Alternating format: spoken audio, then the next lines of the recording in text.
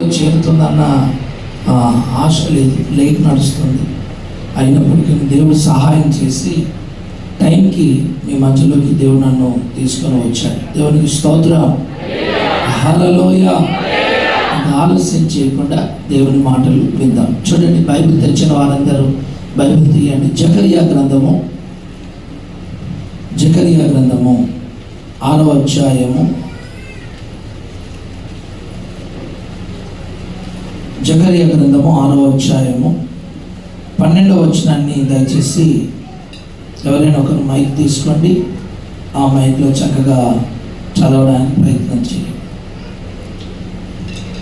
జకరియా గ్రంథము 6వ అధ్యాయము 12వ వచనాన్ని దయచేసి గమనించండి.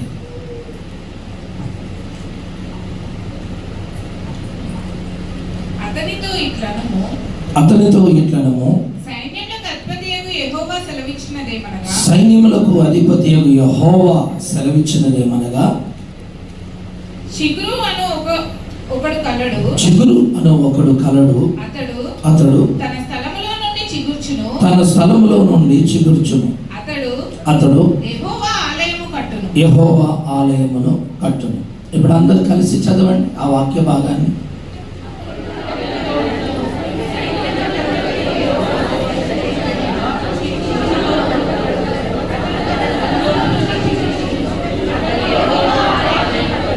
ఆమేన్, ఆమేన్.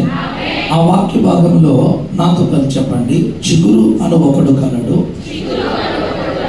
అతడు తన స్థలములో నుండి చిగుర్చును. ఆమేన్. ఈ చిగురు ఎవరు కాదు, ఈ వచనం ఎవరి గురించో రాయబడలేదు. ఈ వచనం మన ప్రభు అయిన యేసుక్రీస్తుల వారి గురించి జకరియా ప్రవక్త ప్రవచనాత్మకంగా ఈ మాటలు రాస్తున్నాడు.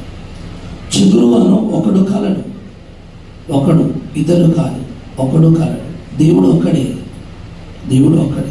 చిగురు అను ఒకడు కలడు, అతడు తన స్థలములో నుండి, అంటే తనకంటూ ఒక స్థలం ఉంది, తన స్థలములో నుండి ఆయన చిగురుస్తాడు.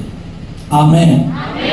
ఎక్కడంటే అక్కడ కాకుండా తన స్థలములో, వేరే స్థలాల్లో కాకుండా తన స్థలములో ఆయన చిగురుస్తాడు. ఆమేన్, హల్లెలూయ. మనము ఈ చిగురు గురించి ధ్యానించుకుంటూ వస్తే యెషయా ముద్దు నుంచి చిగురు పుట్టును అని యేసు ప్రభు గురించి చాలా విషయాలు మనం బైబిల్లో చూస్తాం. అయితే గమనించండి, అతడు ఏ స్థలంలో చిగురించాడో రాయబడింది. తన స్థలం, వేరొక స్థలము కాదు, తన స్థలములోనే తాను చిగురించాడు. ఏంటి తన స్థలం? ఏంటి యేసయ్య స్థలం ఏంటి? పరలోకములో యేసయ్య స్థలం సియోను. ఆమేన్. మరి భూమి మీద యేసయ్య స్థలం ఏది? మందిరం. ఆమేన్, హల్లెలూయ. పరలోకములో యేసయ్య స్థలమేమో సియోను. ఈ భూమి మీద ఆయన స్థలం, ఆయన ఇల్లు ఏదంటే దేవుని మందిరం. ఇప్పుడు వాక్యం చెప్తుంది, ఆయన తన స్థలములో, అంటే తన మందిరములో, తన స్థలములో ఆయన ఎలా ఉంటాడు? వాడిపోయి ఉంటాడా? చిగురించి ఉంటాడా? ఇది యేసు ప్రభు గురించి రాయబడిన మాట. ఆ చిగురుచున్న దేవుడు ఆలయాన్ని కడతాడు అని రాయబడింది. నేను అంటాను, ఈరోజు మన ప్రభువుల వారి గురించి మనందరికీ బాగా తెలుసు. ఆయన ప్రతికూలమైన స్థలములో కూడా చిగురించాడు. ఎండిన స్థలములో కూడా, ఎడారి లాంటి స్థలములో, ఎండిన భూమిలో లేత మొక్క వలె ఆయన ఎదిగినట్టుగా యెషయా ప్రవక్త చెప్తున్నాడు. మరి యేసు ప్రభు చిగురించినట్టుగా దేవుని సంఘమైన మనం, లేక దేవుని ప్రజలమైన మనం చిగురించగలుగుతున్నామా అనేది ప్రశ్న. ఆయన దేవుడయ్యా, ఆయన చిగురిస్తాడు, ఆయన ప్రాబ్లమ్స్ ఏమి అని మీరు అంటే, ఆయన దేవుడు కదా, ఆయన ప్రాబ్లమ్స్ ఏమున్నాయి? ఫ్యామిలీ ప్రాబ్లమ్స్ ఉన్నాయా? అప్పుల ప్రాబ్లమ్స్ ఉన్నాయా? ఇంటి ప్రాబ్లమ్స్ ఉన్నాయా? స్టడీ ప్రాబ్లమ్స్ ఉన్నాయా? మరి లేక ఏదైనా వేరే సమస్యలు ఉన్నాయా అని మీరు అంటారు. దేవునికి స్తోత్రం, హల్లెలూయా. కానీ గమనించండి, ఆయన శరీరధారిగా ఈ లోకంలో జీవించి మనము ఎన్ని శ్రమలు, నిందలు, అవమానాలు భరించామో అవన్నీ కూడా యేసు ప్రభుల వారు భరించారు. ఆమేన్. హల్లెలూయా. నీకు వచ్చిన శోధన ఆయనకు వచ్చింది, నీకు వచ్చిన శ్రమ ఆయనకు వచ్చింది, నీకు వచ్చిన నిందలు ఆయనకు వచ్చాయి. నీకే అవసరతలు ఉన్నాయో ఆయనకు కూడా అవే అవసరతలు అవసరమయ్యాయి.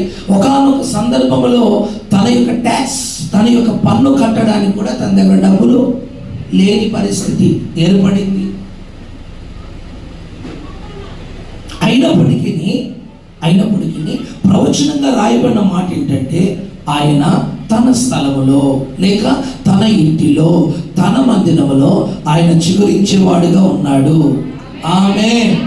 కాస్త గట్టిగా చెబుదామా? హల్లెలూయా.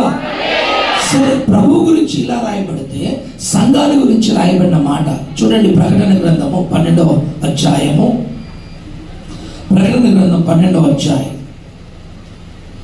14వ వచనాన్ని చూడండి.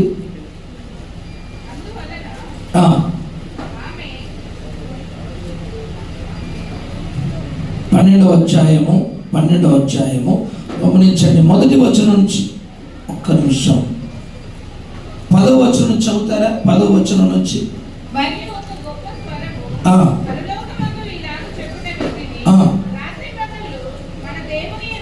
12వ అధ్యాయము 10వ వచనం నుంచి, అదేనా? రైట్.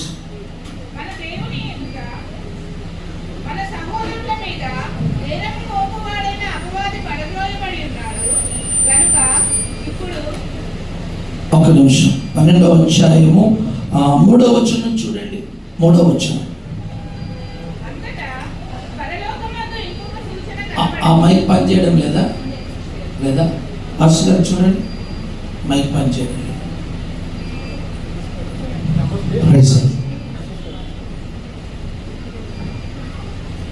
గమనించండి. 3వ వచనం. అంతటా పరలోకమందు ఇంకొక సూచన కనబడెను. ఇదిగో ఎర్రని మహాఘట సర్పము, దానికి 7 తలలను 10 కొమ్ములను ఉండెను. దాని తలల మీద 7 కిరీటములు ఉండెను. దాని తోక ఆకాశ నక్షత్రములలో 3వ భాగము నీర్చి వాటిని భూమి మీద పడవేసెను. కనబై ఉన్న ఆ స్త్రీ కనగానే ఆమె శిశువును మృంగివేయవలెనని ఆ ఘట సర్పము స్త్రీ ఎదుట నిలిచిచుండెను. సమస్త జనములను ఇనుప దండముతో ఏలనయ్యున్న ఒక మగ శిశువును ఆమె కనగా, ఆమె శిశువు దేవుని యొద్దకును ఆయన సింహాసనమునొద్దకును కొనిపోబడెను. ఆ స్త్రీ అరణ్యమునకు పారిపోయెను. అచ్చట వారు 1260 దినములు ఆమెను పోషింపవలెనని దేవుడు ఆమెకు ఒక స్థలమును సిద్ధపరిచి ఉండెను. ఆమె చెప్దామా? కాస్త గట్టిగా చెప్దామా? హల్లెలూయా. దేవుడు ఆమెకు ఒక స్థలమును సిద్ధపరిచి ఉండెను. ఆమె అంటే సంఘం. నేను ఇప్పుడే చెప్పాను, కోతి చూపుడు చూడొద్దు అని. అమ్మా, నేను మిమ్మల్ని నిలబెట్టేస్తాను. మీరు వచ్చే వారం చర్చి రాకపోయినా పర్వాలేదు, మీరు జాగ్రత్తగా వాక్యం వినాలి. పందుల ముందు ఏమీ కాదు.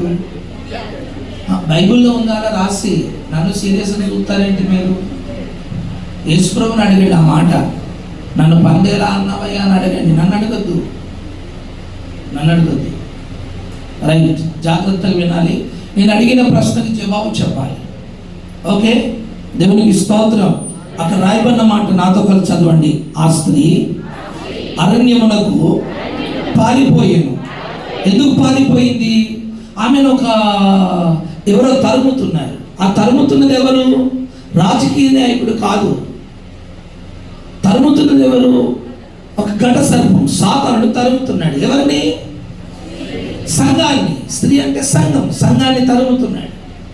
ఇప్పుడు తరుముతున్న ఆ వ్యక్తి పారిపోతుంటే అచ్చట వారు 1260 దినములు ఆమెను పోషింపవాలని దేవుడు ఆమెకు ఒక స్థలమును, పారిపోతున్న ఈమెకు దేవుడు ఏం చేశాడు?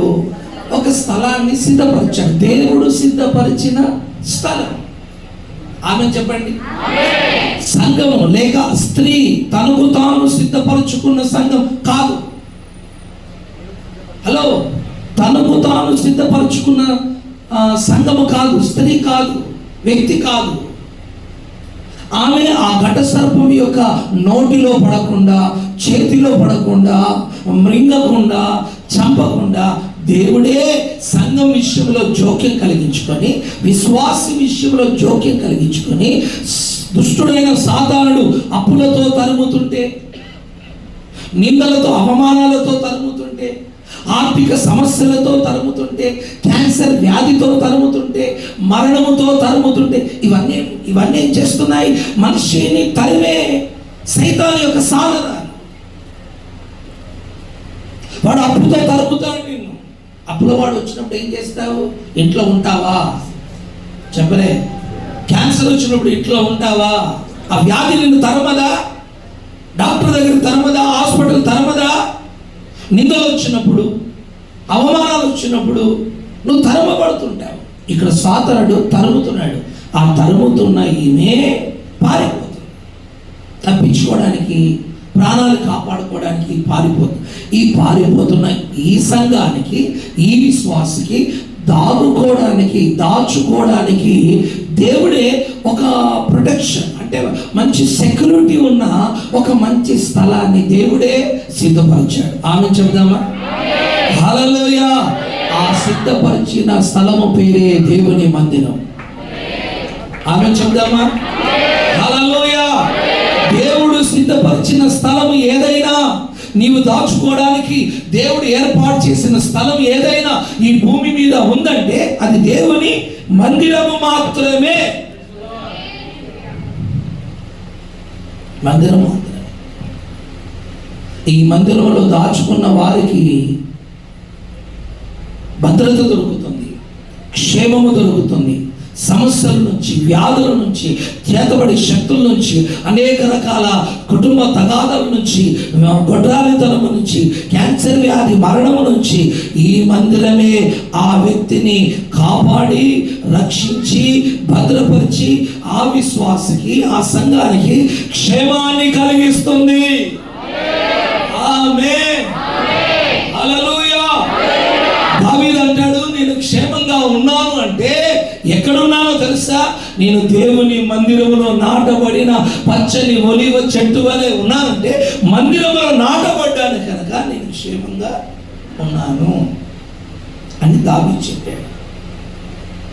ఇప్పుడు చూడండి 14వ వచనంలోకి వస్తే, 14వ వచనంలో 13వ వచనం నుంచి, ఆ ఘట సర్పము తాను భూమి మీద పడద్రోయబడి ఉండుట చూచి ఆ మగ శిశువును కనిన స్త్రీని హింసించెను. అందువలన ఆమె అరణ్యములో ఉన్న తన చోటికి దాన్ని పాయింట్ అవుట్ చేయాలి మీరు. హలో, వచ్చాము పోయాము, ఎవరు రమ్మన్నాడు? ఎవడు పొమ్మనండి? వచ్చాము పోయామంటే కుదరదు. అర్థమైందా? ఎందుకు వచ్చావు, ఎందుకు పోయావు, దాన్ని పాయింట్ అవుట్ చేయాలి. అక్కడ రాయబడిన మాట గమని. అందువలన ఆమె అరణ్యములో ఉన్న తన చోటికి ఎగురునట్లు. ఆమేన్. ఒకసారి గట్టిగా ఆమేన్ అనండి. అరణ్యం అంటే ఏంటి? ఈ లోకమే ఒక అరణ్యం. అరణ్యములో సంఘానికి ఒక చోటు, విశ్వాసికి ఒక చోటు. ఆ ఘట సర్పం యొక్క నోట పడకుండా, చూపులో పడకుండా, తలంపులో పడకుండా, ఇదిగో వాని యొక్క నీడ పడకుండా తప్పించుకోవడానికి అక్కడ అరణ్యములో ఉన్న తన చోటికి ఎగురునట్లు గొప్ప పక్షిరాజు రెక్కలు ఆమెకు ఇయ్యబడెను. ఆమె చెప్దామా? హల్లెలూయా. తన చోటికి ఎగురునట్లు. ఆ తన చోటే దేవుని మందిరం. ఆమె చెబుదామా? కాస్త గట్టిగా చెబుదామా? హల్లెలూయా. ఈ అరణ్యములో ఆమె దాచుకోవడానికి సిద్ధపరిచిన స్థలమే దేవుని మందిరం.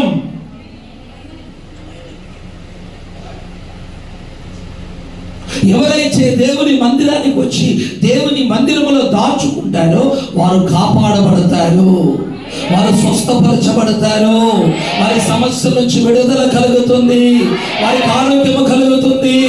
దుష్టుడు దేవుని ఆలయములో దాచుకున్న వారిని ఏం చేయలేదు. ఒక మాట చెప్పనియండి. ఒకసారి బైబిల్లో అదోనియా అనే వ్యక్తి, అర్థమైందండి, అదోనియా అనే వ్యక్తి మరి సొలొమోను రాజు చంపుతాడనే భయానికి అతడు పారిపోయి ఎక్కడికి వెళ్ళాడు? దేవుని మందిరానికి వెళ్ళి మందిరంలో దేని పట్టుకున్నాడు? బలిపీఠపు కొమ్ములు పట్టుకున్నాడు. అందును బట్టి సొలొమోను రాజు అతన్ని చంపకుండా, అయితే వాస్తవానికి చంపడానికి సైనికుల్ని పంపాడు. నా మాట్లాడదామవుతున్నాయా? బుర్రకథ చెప్పినట్టుందా? అర్థమవుతుంది కదా.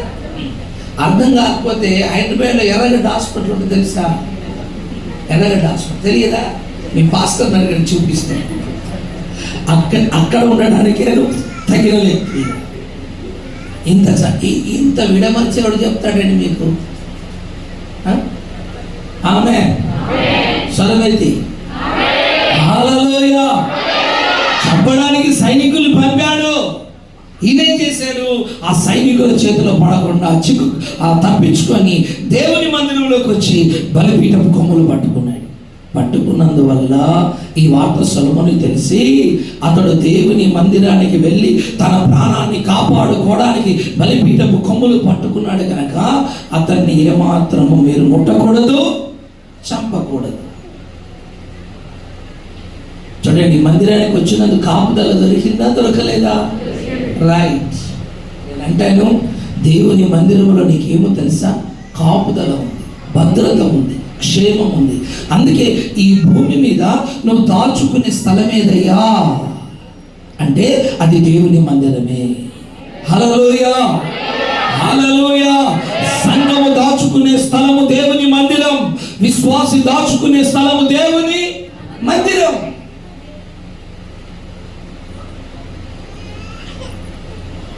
ఇప్పుడు రాయబడిన మాట ఏంటంటే అతడు తన స్థలములో నుండి చిగురించును. ఈరోజు దేవుని మందిరమే మనము దాచుకునే స్థలమైతే, మనము నివసించే స్థలమైతే, మనము ఆ మందిరములో నాటబడిన వ్యక్తులమైతే, ఏ మందిరములోనైతే నువ్వు నివసిస్తున్నావో, ఏ మందిరములోనైతే దాచుకుంటున్నావో అది నీ స్థలమై ఉన్నప్పుడు ఖచ్చితంగా నువ్వున్న స్థలములో తప్పకుండా చిగురిస్తావు. ఆమేన్, ఆమేన్, ఆమేన్. అందుకే దావీదు ఏమంటున్నాడు? నేను నీ మందిరములో ఎండిపోయి ఉన్నానన్నాడా, పచ్చగా ఉన్నానన్నాడా? పచ్చగా ఉన్నాడంటే అర్థం ఏంటి? చిగురించాడని అర్థం. అందుకే దేవుని మందిరానికి వచ్చిన వారు చిగురిస్తారని, పుష్పిస్తారని, ఫలిస్తారని అహరోను కర్రను మందిరంలో తీసుకొచ్చి పెట్టినప్పుడు ఆ కర్ర రాత్రికి రాత్రి ఏమైంది? చిగురించింది, పూలు పూసింది, తర్వాత పండ్లు వచ్చేసేదానికి రాత్రికి రాత్రి. నేనంటాను, చిగురికి పూతకి మధ్యలో గ్యాప్ ఉంటుంది. అవునా? చెప్పలే? ఉంటుందా, ఉండదా? మధ్యలో గ్యాప్ ఉంటుంది. అలానే పూతకి పండ్లకి మధ్యలో గ్యాప్ ఉంటుంది. మన సీజన్ ఉంటుంది. సీజన్ ప్రకారంగా పూత, సీజన్ ప్రకారంగా చిగురు, సీజన్ ప్రకారంగా పండ్లు వస్తాయి. సీజన్ పండ్లు అంటాం కదా. నేను అంటాను, రాత్రికి రాత్రి ఈ 3 సీజన్లు ఎలా వచ్చాయి అక్కడికి? రాత్రికి రాత్రి చలికాలం వచ్చేసి, రాత్రికి రాత్రి వర్షకాలం వచ్చేసి, రాత్రికి రాత్రి ఎండాకాలం వచ్చేసిందే. అందుకే మన దేవుడు సీజన్ దేవుడు కాదు. అర్థం కాదు. అర్థమైతే ఆమె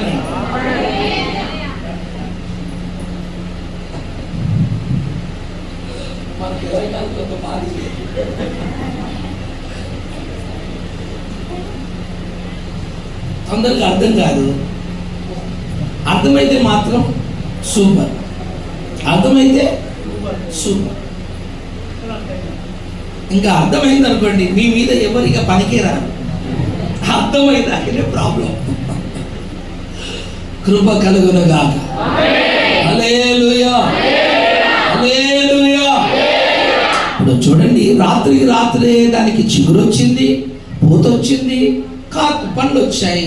ఎలా సాధ్యం అంటే దాని అర్థం ఏంటంటే, బాబు మీరు ఆరాధించే దేవుడని నేను సీజన్ దేవుడను కాదు, నేను క్రిస్మస్ దేవుడిని కాదు. ఏంటి మరి క్రిస్మస్ రోజు తొట్లేసి నన్ను ఊపుతున్నారు, తొట్లేసి ఊపుతున్నారు. ఇది మీరు నన్ను గడిలో పండ పెడుతున్నారు. ఓ బొమ్మను తీసుకొచ్చి దాన్ని పండుగబెట్టి లాలి లాలి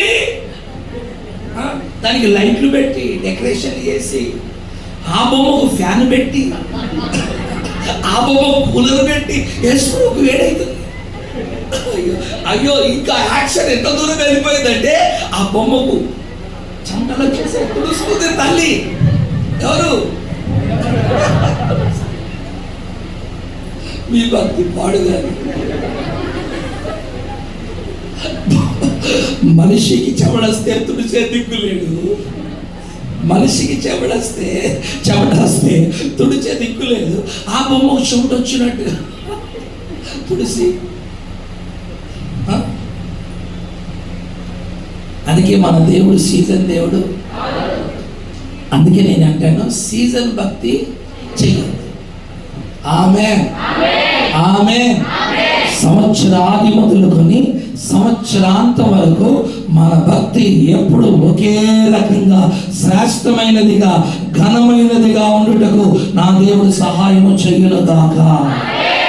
ఆమేన్, హల్లెలూయా. ఆమె తన చోటికి ఎగురునట్లు ఆమెకు 2 పక్షిరాజు రెక్కలు ఇవ్వబడెను. ఒక రెక్క పేరు ఏంటంటే విశ్వాసం. నువ్వు ఈ రోజు ఇక్కడికి వచ్చి కూర్చున్నావంటే విశ్వాసంతో వచ్చి కూర్చున్నావా, విశ్వాసం లేక కూర్చున్నావా? యేసు ప్రభుని విశ్వసించి నమ్మావా, విశ్వాసం లేకుండా నమ్మావా? అంటే ఒక రెక్క పేరేంటి? విశ్వాసం.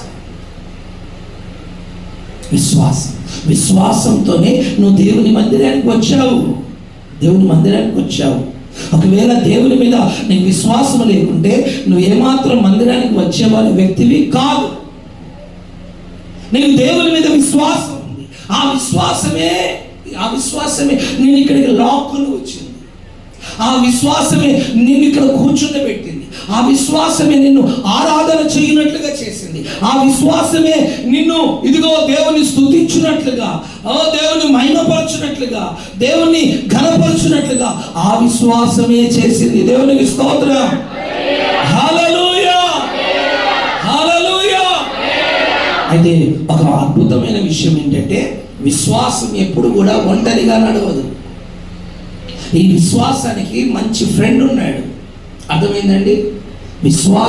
విశ్వాసానికి ఒక మంచి స్నేహితుడు ఉన్నాడు. అతని పేరే ప్రార్థన. ఏంటండి? ప్రార్థన. ఆమేన్, ఆమేన్.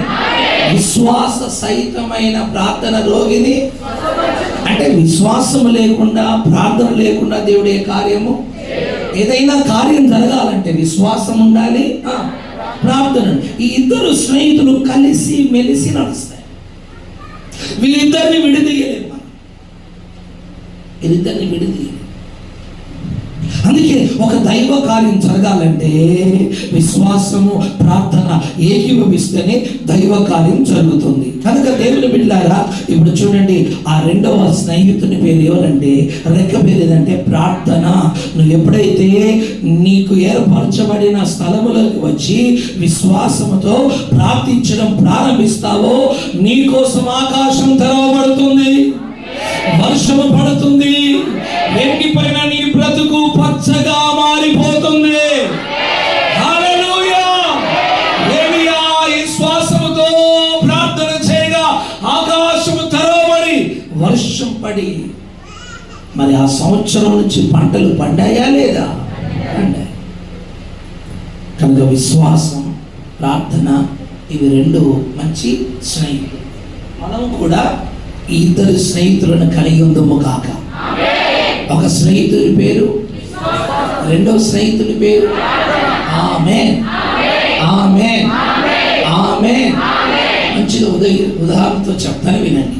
షడ్రక్, మేషక్, అబేద్నెగో అంటారు, మా దేవుడు ఈ అగ్నిగుండం నుంచి రక్షించుటకు ఏమంటారు అంటే సమర్థుడు. ఒకవేళ రక్షించకపోయినను మేము దీన్ని ఆరాధన చెయ్యము అని విశ్వాసముతో పలికారా, విశ్వాసంతో చెప్పారా? విశ్వాసం అంటే విశ్వాసం కలిగిన ముగ్గురు వీరులు. రైట్. ఇప్పుడు చూడండి, జ్ఞానులను చంపాలని నెబుకద్నెజరు రాజు ఒక చట్టాన్ని సృష్టించి జ్ఞానులను చంపడానికి సైనికులను పంపితే అప్పుడు దానియేలును ఆయన స్నేహితులను చంపే ప్రయత్నం చేశారు. దానియేలు అడిగాడు, అయ్యా ఎందుకయ్యా చంపాలనుకుంటున్నారంటే రాజుకు కళ వచ్చింది, ఆ కళ దాని భావాన్ని ఎవరు చెప్పలేదు, అందుకే జ్ఞానులందరినీ చంపేశారు. అయ్యా నన్ను రాజు దగ్గరికి తీసుకెళ్ళండి అన్నాడు. రాజు దగ్గరికి దానిని తీసుకొచ్చారు. వచ్చిన తర్వాత దానియేలు ఏమన్నాడు, అయ్యా నా కొద్దిగా సమయం ఇస్తే నేను తప్పకుండా మీ కళను దాని భావాన్ని నేను మాట్లాడాలి, కళను దాని భావాన్ని చెప్తాను. ఆమేన్. నాకు మీరు ఏం చేయాలి, కొద్దిగా టైం ఇవ్వాలి, కొద్దిగా టైం ఇవ్వాలి అంతే. సరే రాజు అన్నాడు, తీసుకున్నాడు.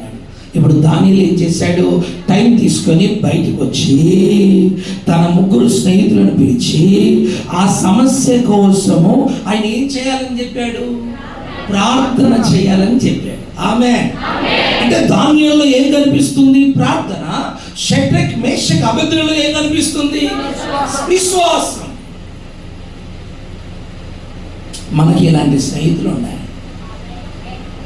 ఆ వాట్సాప్ చూసే స్నేహితులు, ఆ ఫేస్బుక్ చూసుకునే స్నేహితులు, ఎప్పుడు ఆన్లైన్లో ఉండే స్నేహితులు, ఎప్పుడు జోకులు వేసే స్నేహితులు, ఎప్పుడు లోకం మాటలు మాట్లాడి ఆ పనికి మాలిన వాళ్ళు ఉండేది లేకపోతే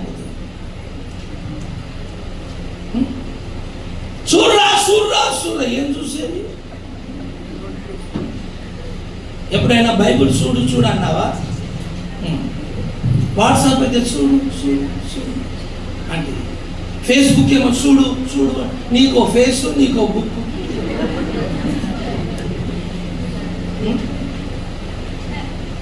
ఆ సెల్ ఫోన్ ఆపరేటింగే సరిగా రాదు ఆమెకు, మళ్ళీ ఆమెకో ఫేస్బుక్, ఏం అప్లోడ్ చేస్తుందో ఆమెకి అర్థం కాదు, ఏదేదో వచ్చేస్తుంది, ఏదేదో పంపేస్తుంది.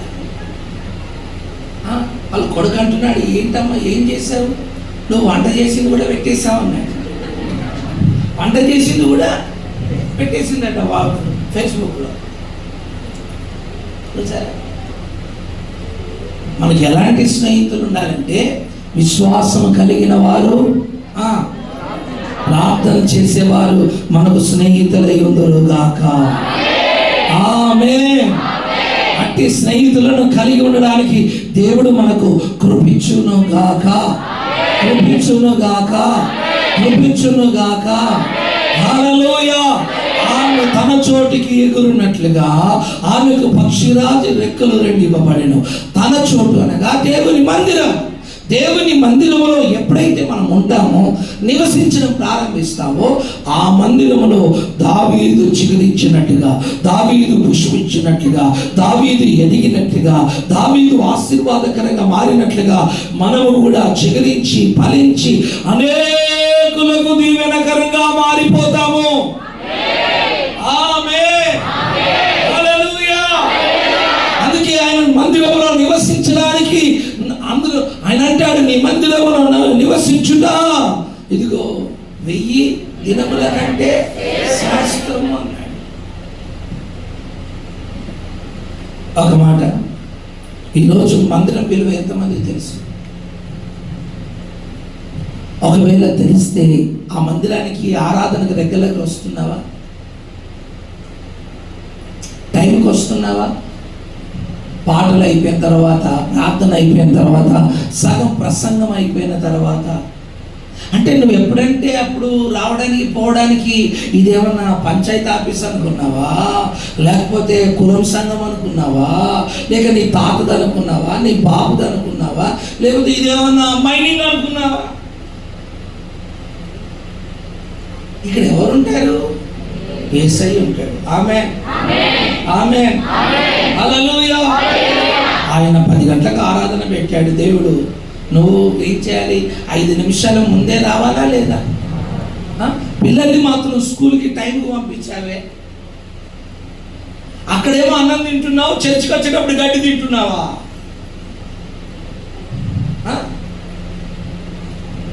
అక్కడ సుమారు కంటే, నీ పిల్లల చదువు కంటే గొప్పవాడైన దేవుడు ఇక్కడ ఉన్నాడు. నేను సమయానికి ఆరాధనకి వెళ్ళాలి, ఆయన ఆరాధించాలి, ఆయన వాక్యం వినాలని భయముతో భక్తితో నువ్వు వస్తే నీ స్థితిగతులను నా దేవుడు ఎంత అద్భుతంగా మార్చేస్తాడు. ఏదో వెళ్ళకపోతే బాగుండదు, వెళ్ళకపోతే ఏదైనా కీడొస్తుందేమో, వెళ్ళకపోతే యాక్సిడెంట్ అయి చచ్చిపోతామేమో, వెళ్ళకపోతే ఏదైనా జ్వరం వస్తుందేమో, ఏదో. నేను అంటాను, మన దేవుడు ఎప్పుడు కూడా భయపెట్టి భక్తి చేయించుకునేవాడు కాదు. ఆయన నిన్నెప్పుడు భయపెట్టాడు, ఆ భయములో భక్తి చేయమని నీతో చెప్పాడు. ఆమేన్. కానీ నీవే రకరకాలుగా ఆలోచించుకుంటున్నావు.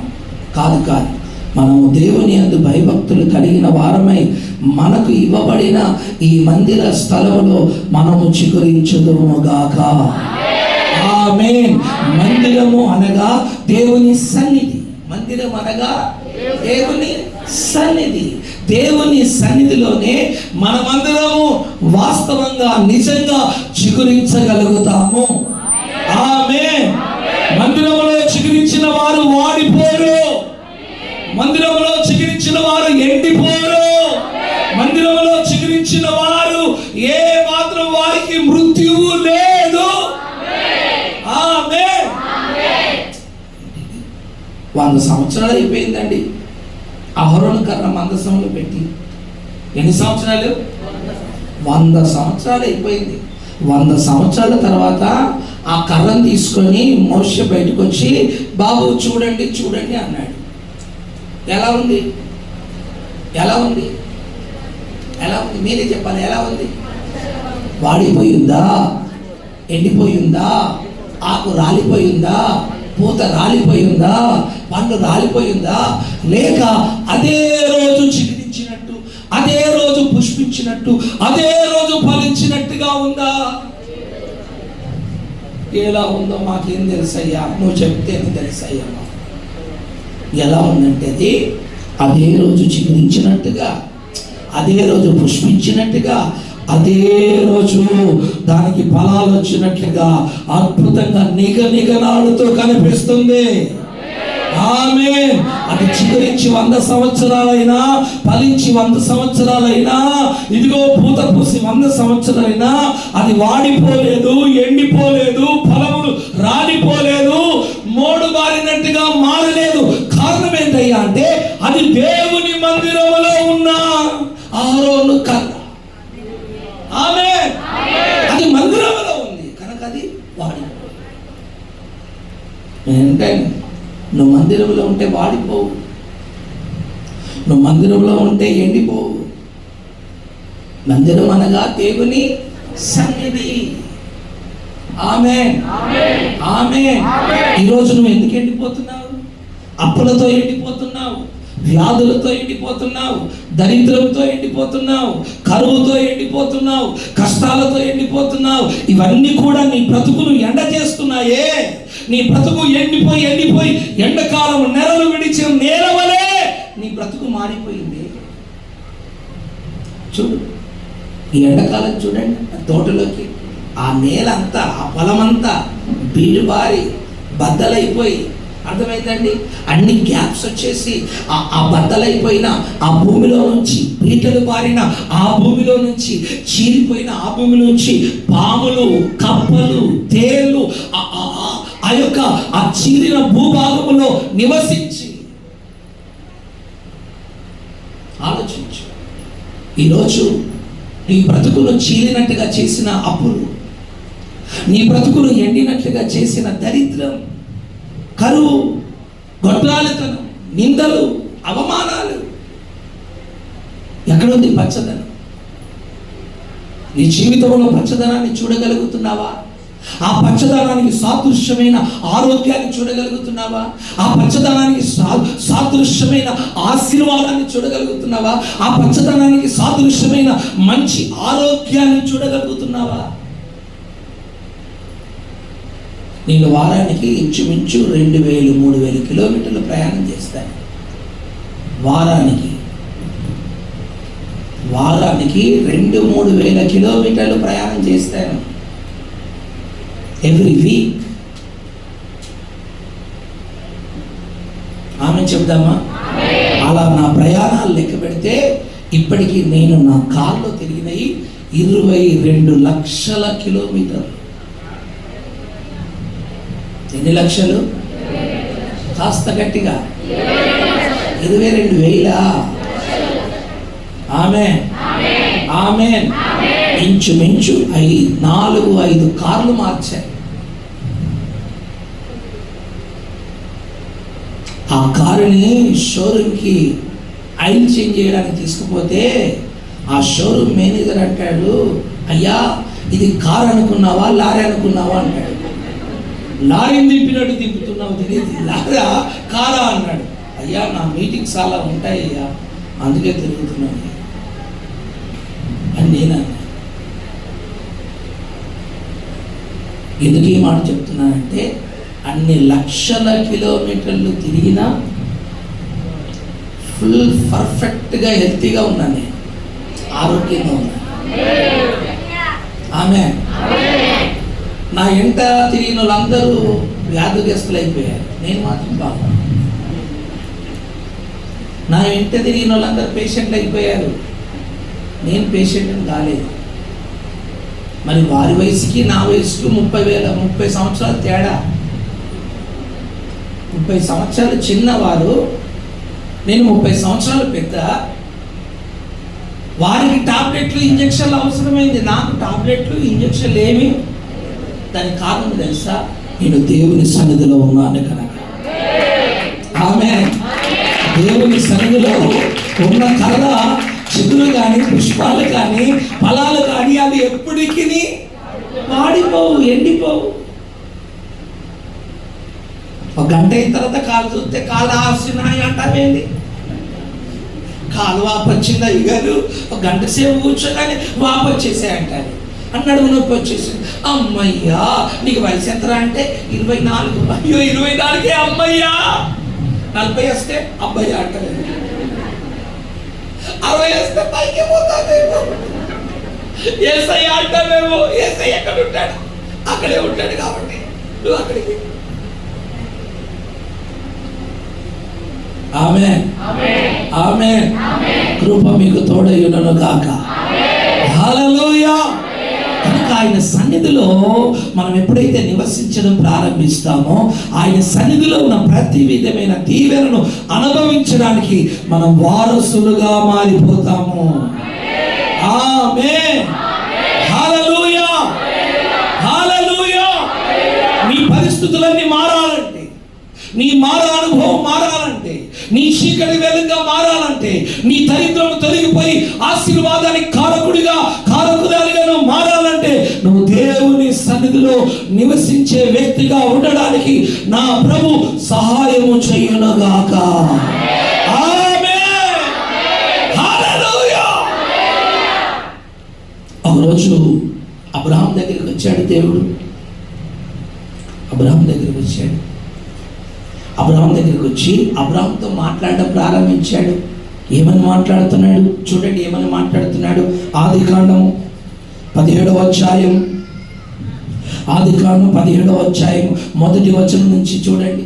తీయండి బైబిల్ అందరూ, తీయండి బైబిల్ అందరూ తీయండి. ఆదికాండము 17వ అధ్యాయం 1వ వచనం నుంచి. అబ్రాము 99 ఏళ్ల వాడైనప్పుడు యెహోవా అతనికి ప్రత్యక్షమై, నేను సర్వశక్తి గల దేవుడను, నా సన్నిధిలో నడుచుచు నిందారహితుడవై ఉండుము, నాకును నీకును మధ్య నా నిబంధనను నియమించి నిన్ను అత్యధికముగా అభివృద్ధి పొందించదనని అతనితో చెప్పాను. అబ్రాము సాగిలపడి ఉండగా దేవుడు అతనితో మాట్లాడి, ఇదిగో నేను నియమించిన నా నిబంధన నీతో చేసి ఉన్నాను. నీవు అనేక జనములకు తండ్రి వగుదువు, మరియు ఇక మీదట నీ పేరు అబ్రాము అనబడదు. నిన్ను అనేక జనములకు తండ్రినిగా నియమించితిని కనుక నీ పేరు అబ్రహాము అనబడును. నీకు అత్యధికముగా సంతానాభివృద్ధి కలుగజేసి నీలో నుండి జనములు వచ్చినట్లు నియమించుదును. రాజులను నీలో నుండి వచ్చెదరు. నేను నీకును నీ తర్వాత నీ సంతానములకును దేవుడనే ఉండునట్లు నాకును నీకును నీ తర్వాత వారి తరములలో నీ సంతతికి నీ మధ్య నా నిబంధనను నిత్య నిబంధనగా స్థిరపరచెదను. ఆమేన్. అందరూ ఒకసారి ఆమేన్ అనండి. దేవుడు అబ్రహాముకి సంతానం ఇచ్చిన తర్వాత చెప్పిన మాటల, ఇవ్వక ముందు చెప్పిన మాటల? ఇవ్వక ముందు చెప్పిన మాట. అంటే ఇవ్వక ముందు చెప్పిన మాటలలో అబ్రహాము పరిస్థితి ఎండిపోయి ఉందా, పచ్చగా ఉందా? సంతానం ఇవ్వక ముందు చెప్పిన మాటలు కదా. అంటే దేవుడు మాట్లాడుతున్నప్పుడు అబ్రహాము యొక్క జీవితం ఎండిపోయి ఉందా, పచ్చగా ఉందా?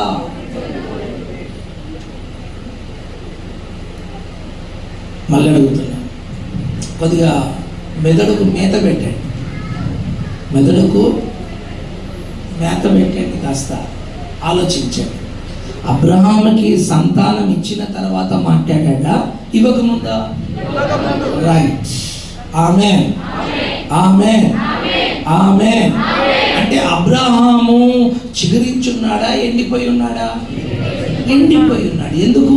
అతని గర్భఫలము లేదు. ఎన్ని ఫలాలు ఉన్నా వేరు, గర్భఫలము వేరు.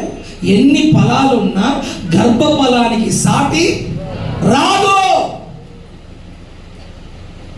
గర్భఫలానికి సాటి రాదు. కోట్లు ఉండవచ్చు, వందల వేల లక్షల కోట్లు నీకు ఉండవచ్చు, అయినా నీ జీవితంలో ఆనందం ఉండదు, సంతోషం ఉండదు, సమాధానం ఉండదు, కలవరము, వేదన, దుఃఖము. అర్థమైందండి? బిర్యానీ తిన్నా సుఖం ఉండదు. ఒకవేళ బిర్యానీ తిన్నా ఏడ్చుకుంటా తింటావు. ఎందుకు? ఆనందం లేదు. పిల్లలు లేరు కదా, పిల్లలు లేరు కదా. పిల్లలు లేని బాధ పిల్లలు లేని వారికి తెలుస్తుంది, ఉన్నవారికి ఏం తెలుస్తుంది?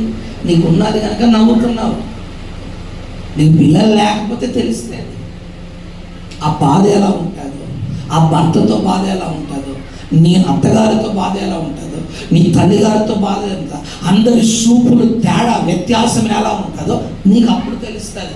ఇప్పుడు పెళ్లి కాగానే రేపో మాపో అన్నట్టుగా దేవుడు నీకు పిల్లలు ఇచ్చేసాడు, నీకు దాని వాల్యూ తెలవడం లేదు.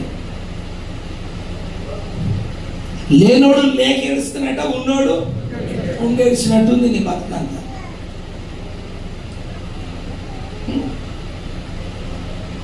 ఒక అమ్మంటది ఉయ్యాల్లో పెట్టాను, తాలింపేయడానికి వెళ్ళాను.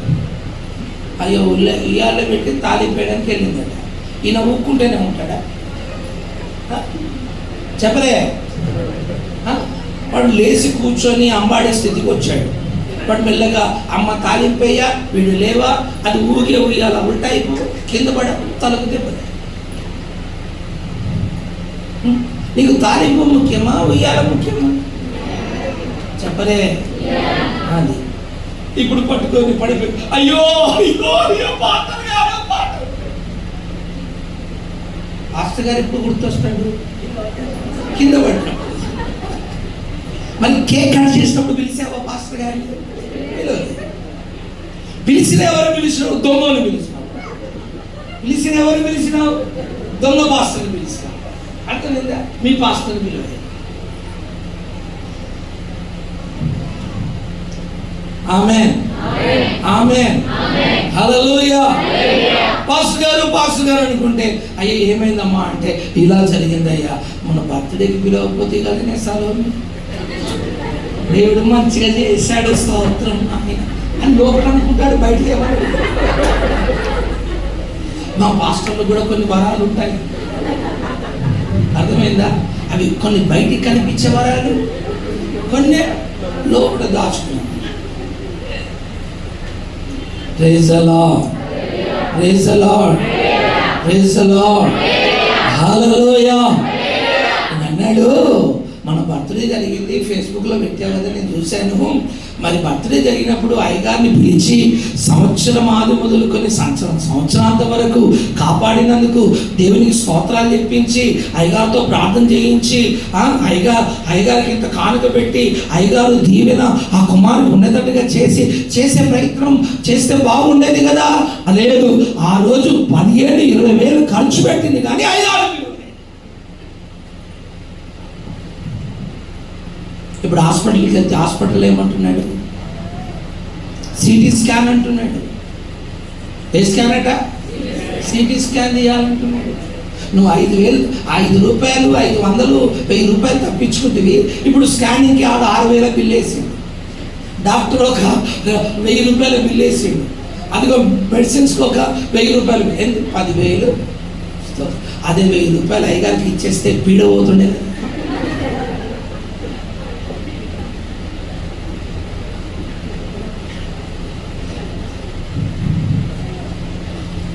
గట్టిగా చెబుదామా? నేనంటాను, ఏ శుభకార్యమైన, దుఃఖకరమైన, శుభమైన, దుఃఖమైన, కష్టమైన, నష్టమైన ప్రతి విషయంలో నీ దైవజనుడు నీ విషయాల్లో జోక్యం కలిగించుకునేవాడై ఉండాలి. నీకు సహాయం చేసేవాడై ఉండాలి, ప్రార్థించేవాడై ఉండాలి. ఆ విధంగా నీ దైవజనుడు ఇన్వాల్వ్ చేయాలి. ఎందుకు తెలుసా? ఆ దైవజనుడి ప్రార్థనే నీ కుటుంబాన్ని నడిపిస్తుంది, నిన్ను ఆశీర్వదిస్తుంది, నిన్ను ప్రభు దగ్గరికి చేరుస్తుంది. ఆ జ్ఞానులను యేసు ప్రభు దగ్గర తీసుకెళ్ళింది వారి జ్ఞానమా, నక్షత్రమా? నక్షత్రమే దేవుని సేవకులు. హల్లెలూయా! వారు మిమ్మల్ని ప్రభు దగ్గర తీసుకొని వస్తారు. ప్రభు యొక్క ఆశీర్వాదాలు మీరు పొందుకొనున్నట్లుగా చేసేవారే దేవుని సేవకులు. వాళ్ళు లేకుండా ఏ పని చేయరు. ఆమేన్, ఆమేన్, హల్లెలూయా. ఆ నిర్మల్లోనైతే మూలరాయికి ఉండాలి, తలుపు తర్వాత లేపినందుకు ఉండాలి, స్లాబ్ వేసినందుకు ఉండాలి. అర్థమైందండి? ఓపెనింగ్ ఉన్నది. ఒక్క ఇంటికి ఎన్ని కూటాలు?